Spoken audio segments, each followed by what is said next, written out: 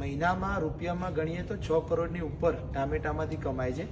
Hello friends, હું સાગર પટેલ અને હું અહીંયા ઓસ્ટ્રેલિયાના ગ્રિફિથમાં આવ્યો છું અને મારા પરમ મિત્ર રિપલભાઈ ફરી પાછા મને ખેતરોની વિઝિટ કરવા માટે લઈને આવ્યા છે.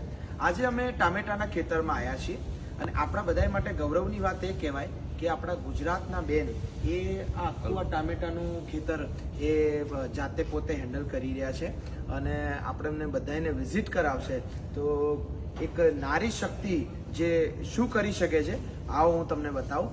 આજે સુંદર મજાનું આ ટામેટાનું ખેતર આવો.